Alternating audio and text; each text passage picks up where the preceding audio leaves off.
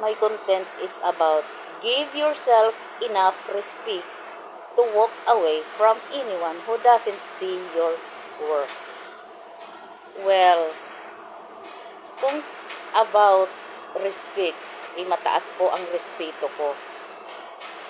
Lalo na sa trabaho, isang buwan kong nire-respeto, sinusunod ko kung ano ang gusto ng aming nakakataas.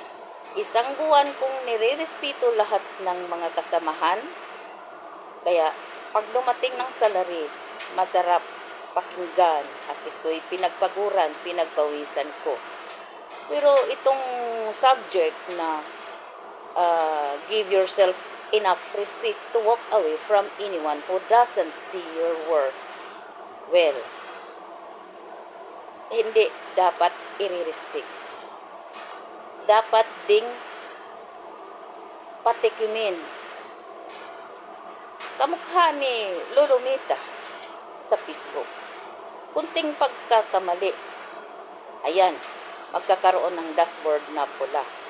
Ibig sabihin, nagkamali or may kulang sa iyong content.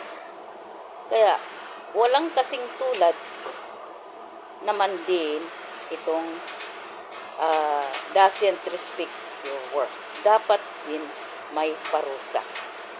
Hindi parusa na paano kasi hindi din ito madadala kung hindi ginagawa ng paraan. Pero in a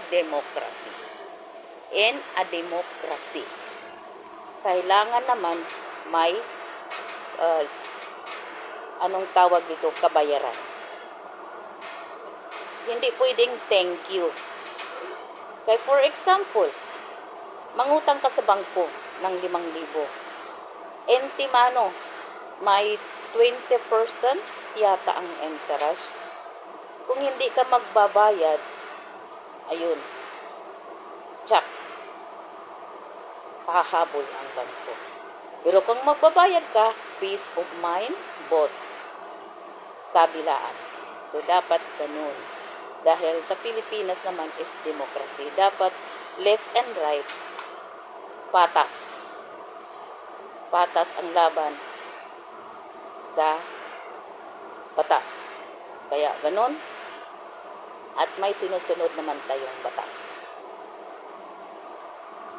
Wala namang alibay dahil kompleto naman sa mga papilis. Yun ang gusto kong ma-i-explain ng mabuti. Nga, i-respect daw to walk away sa doesn't respect your work, pero magbabayad. Ganun lang yun. Ganyan lang ang life. Kung may inuutang ka, dapat bayaran. Kamukha ngayon. May naghahabol ng kabayaran ng utang, hindi manahimik yan, sige ang message yan.